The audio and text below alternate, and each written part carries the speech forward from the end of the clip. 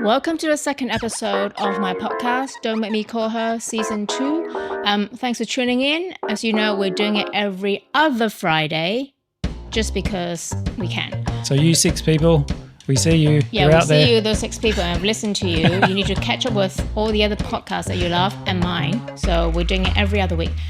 So today, this morning, was the Oscar ceremony, one of my favorite times of all year. And let's talk about the Oscars. What did you think? What was your initial thoughts of the whole I felt the whole ceremony was a bit flat. There was not much highlight.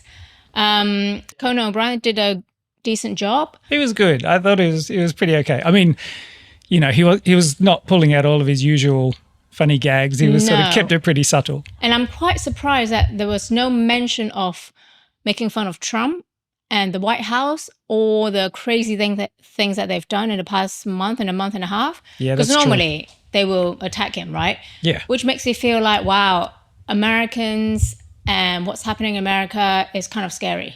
I couldn't figure out whether it was kind of, you know, instruction not to talk about it or whether they just didn't want to give it any airtime. I couldn't figure that out. I was like, I think it's a bit of both as well. They don't want to give him any airtime. At the same time, a bit scared of what he might do to anybody that bring him up or make fun of him, because they seem a lot more powerful now, which is so messed up. Anyway, let's not talk about Trump.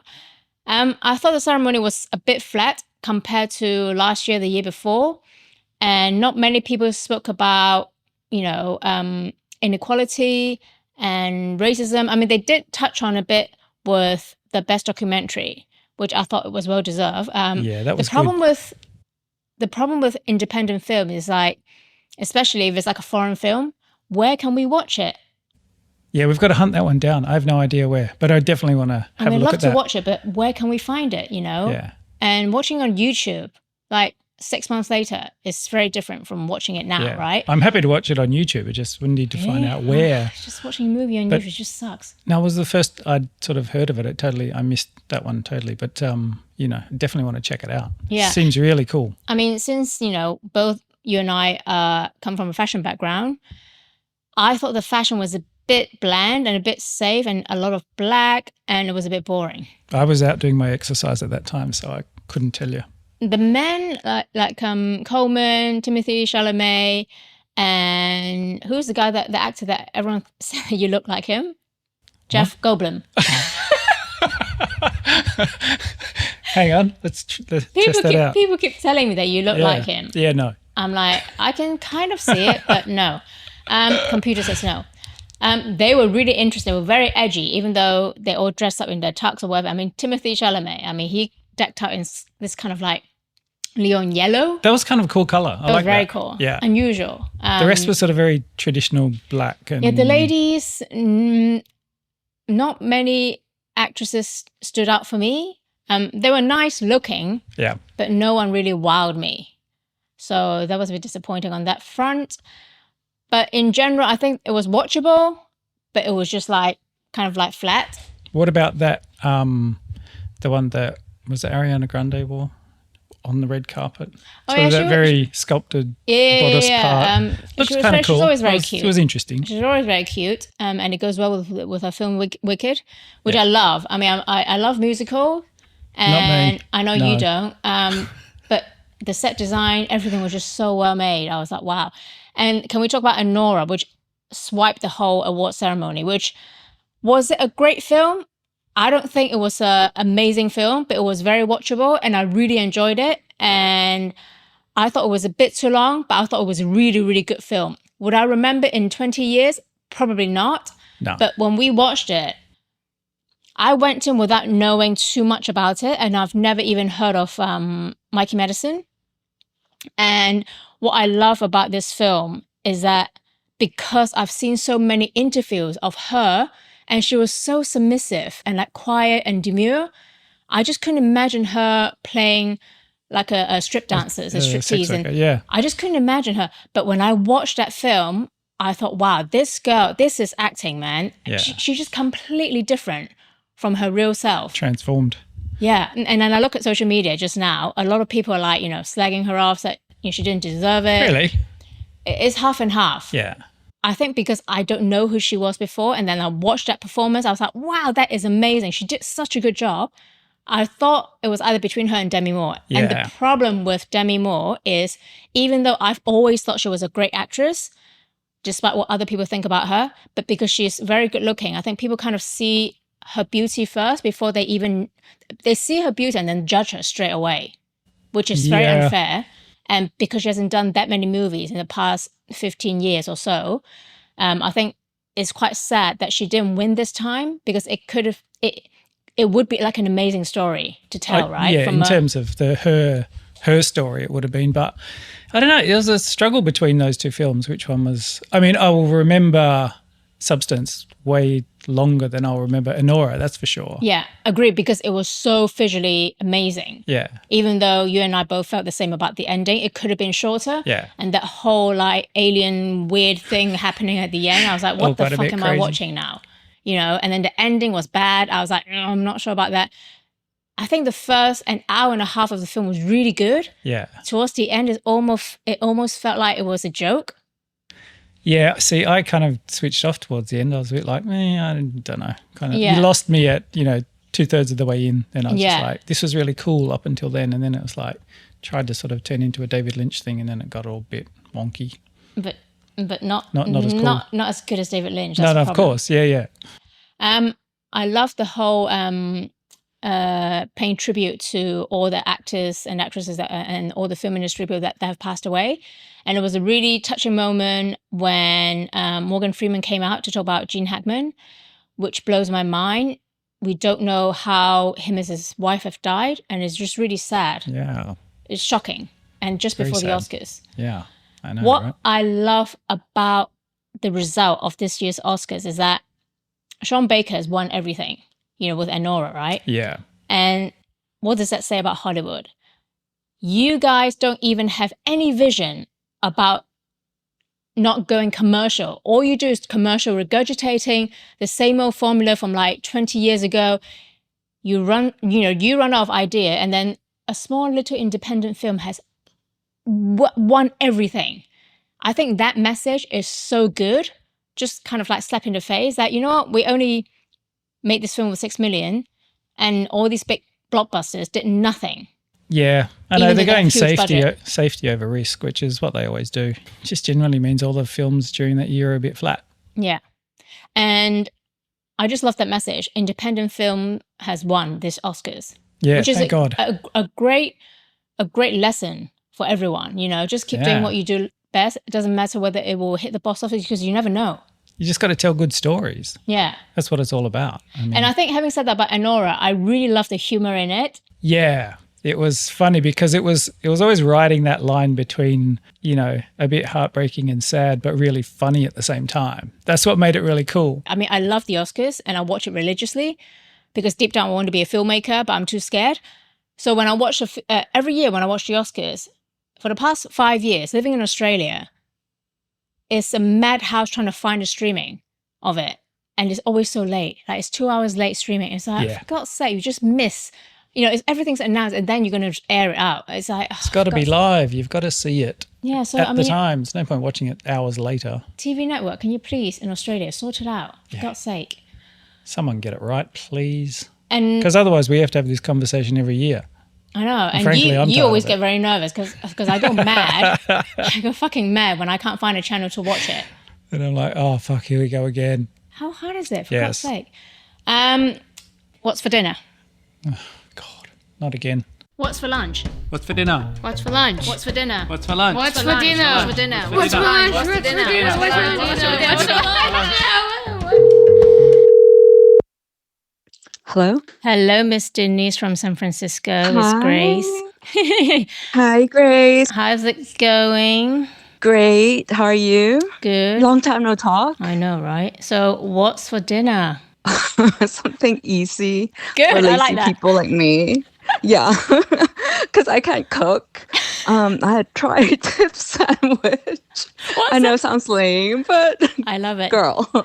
Sandwich for dinner. My kind of meal. Yes. I usually don't really cook, but this is kind of fancy for me. Run me through the recipe, please, so I try and make it. Okay. So I just bought tri-tip, and kind of gourmet supermarket around here. It's roast beef, but a little bit more seasoned. I guess it's their signature tri-tip. Denise, it's a sandwich. It's not that hard. Come on. No. Hey, come on. I'm doing keto. Oh, are you? Like keto bread. I don't know what it is, but less carbs. Right. So to me, it's fancy. Okay. Mayonnaise, pickle, and mustard. So to me, it's fancy. Okay. So how many layers do you have? How many layers of bread? Is it like a triple or just a top and bottom No, sandwich? top and bottom. And toasted or not? Toasted, of course, toasted. Okay. I mean, yeah. No butter. Okay, Greek. Anyway, that's another conversation. Don't do keto. I'm trying. Menopausal women shouldn't do keto, I think. Anyway, go and have your gourmet sandwich. Okay, that sounds sarcastic to me, but... Hey, listen, for people like us who are not very good at cooking, that will do, man. I know. Anything's good. All right. Enjoy your dinner. All right. Bye. Okay, thanks. Bye. So it was interesting to see the Palestinian and Israeli team won the best documentary, No Other Land, which that was very cool. Looks really good interesting. message. Yeah, really good message to give out. And then there was having said there was no highlights, there were a few highlights, like Paul Teswell won the best costume for Wicked, the first black man ever for the Oscars. And also the beginning of the Oscars when Cynthia Erivo and Ariana Grande started singing. I mean, those two, man, like Cynthia Erivo is so cool. Where was that? I missed that bit. Was I here or no? Well, you don't like musicals, so, you just left. You left to go exercise. But what's interesting was, so there was like a James Bond tribute. Ah, okay. Like a little segment with, Lisa from Blackpink, Doja Cat, and my favorite Ray singing all the, famous James Bond song. Nice. And I saw the clip of Jonathan Ross did the Oscar Live from London. And him and this guest were moaning about how bad it was. And they said it was kind of like the Raw variety show, which cracks me up. Oh, God, no. I mean, I didn't think it was that bad. I mean, they're tough critics, but I mean, what do I know? I think what's so good about Sean Baker, who won the Best Director, Best Editing, Best Film, he made a speech about trying to get people to go back to the cinema because, independent cinemas, especially, they're shutting down in the US. And you have some pet peeves about going to the cinema in Hong Kong, right? For me, it's always whenever we would go to the cinema in Hong Kong, there's always phone calls through the movie and people will pick up the phone. They'll just be like, hello, yeah, what? And they just talk at the top of their voice. But that's Hong Kong. It'd be like, da-da-da-da-da-da. Why? And you're like, for God's sake, Exactly right. So do I miss the cinema for that? Not so much, but, it's kind of a shame that the big screen cinema things are sort of slowly dying, but at the same time, it's like... But the problem is also the cinema tickets are not cheap these days. Yeah. So by the time you buy the popcorn, get whatever snacks, go out for a meal, I mean... And then listen to someone talk on their phone through the movie. Yes, exactly. And you wonder why people just want to be at home and watch Netflix, right? Yeah. Exactly. I mean, I love going to the movies. In my heyday in London, I used to go by myself all the time. I used to go to movies at least 3 times a week. Yeah, me too. Same, love it. Whether it's in Curzon or in some independent cinema or Odeon in Kensington. I love the movies. But the problem is they don't make amazing movies for you to wanting to go and pay that much, I mean, to be honest, I'm not going to pay for something that I just feel like, should I go, should I not, Yeah, there's only the ones that get made that you need to see on a big screen that sort of translate well, I think. Things like Dune and the rest, all those big scale thingos that you got to watch on a big screen. But as far as all the rest of them, I don't know. Is it kind of? I still love going into the cinema though. So the big backlash with Mikey Madison winning the Best Actress. What happened? Well, on Instagram, everyone is saying that Demi Moore got robbed, and it's quite ironic that that's the storyline of Substance, right? Of course. The young woman overtaking older women because we're not worthy anymore, blah, blah, blah. And it happened at the Oscars. Kind of funny how it played out in real time, didn't it? Yeah. And I think what's important to know that if Mikey Madison was that terrible, with the Academy, you know, all the members voted for her. I mean, I honestly thought she was really good in it. Absolutely. She totally deserved it. I mean, they both did. You couldn't really pick it. You're like, well, it could go either way. Yeah, but the hate that Mikey Madison is getting is quite severe. Be happy for both of them. I mean, it was pretty tight. They both did an amazing job. I think what's sad is that, you know, because that could be Demi Moore's, you know, only chance for the Oscars because of her age. That's what people are saying. And she's done her dues, and Mikey Madison is only 25. She hasn't done her dues. But sometimes, you know, in Chinese, we call that, you know, when your luck hits you, there's nothing you can do. When you don't have that luck on your side, you know, from a superstitious point of view, sometimes it's just the way it is. You have to accept it. Some people take so long to get to where they want to get. It's just life. Yeah, but you never know. I mean, that whole thing could turn around, you know, like John Travolta in a Tarantino film. You know what I mean? Like it just turns up and you're like, oh shit, suddenly, yeah, no, he's perfectly right at this age. You know, did I like him when he was in his 20s? No, not at all. I was like, whatever. But, you know, it wasn't until it was much later that he was super cool. Yeah. So that's my 2 cents about the Oscars. It was very watchable, entertaining at some parts, you know, with Ben Stiller climbing up from the stage and then like the stage kind of like sink down. That was good. That was really good. Touch. I mean, oh my God. And then what about the rock star? What's his face? Sorry, perimenopause moment. Rolling Stone. Oh, yeah. Mick Jagger. Mick Jagger. When Mick Jagger showed up, I was actually quite surprised. And also when Harry Met Sally. Yeah. That was a moment. One of my favorite movies of all time. I love how everyone in Hollywood still just bows down to Mick Jagger. That was the coolest bit. You're like, oh, yeah, he's the real rock star here. Yeah. Not the rest of you guys. You're amazing, but, you know, come on. And he's still quite active and like, he you know, he can move, you know, and he doesn't look his age, you know. Yeah. That was good. That was really good. Surprise. And I like the little joke about Bob Dylan. Yeah. that Mick Jagger was like a second choice. So there were loads of nice little touch, I think, with the Oscars. But was it very memorable? For me, definitely not. Nothing compared to Will Smith's slap is going to be. Oh, yeah. That's epic, right? That's what anyone's going to remember for the next 20 years. But let's not let that happen again. No slapping, please, Hell no. people. So that's our 2 cents for the Oscars. And until next year, when Australia get their shit sorted with the whole TV live stream thing, I'm sure we're going to have another conversation about me moaning about where to watch the Oscars in Australia. Can someone please sort it out so I don't have to have this conversation every Oscars morning at 6 o'clock? Please, Australia, sort that out. Actually, it's 5:30. So thanks for listening or watching, and we'll be back for another 2 weeks. So it's every other Friday now. So see ya. Cool. See you then. Bye. If you enjoyed my chat today, hit follow on Spotify and Apple. Forward your favorite episode to a friend. Follow me on Don't Make Me Call Her on all social media platforms. Get in touch and tell me what topics you want to listen to. Tune in every other Friday for a new episode. Don't Make Me Call Her podcast series is produced by Haro Production. Music by Lindsay Lai at lindsayli.com.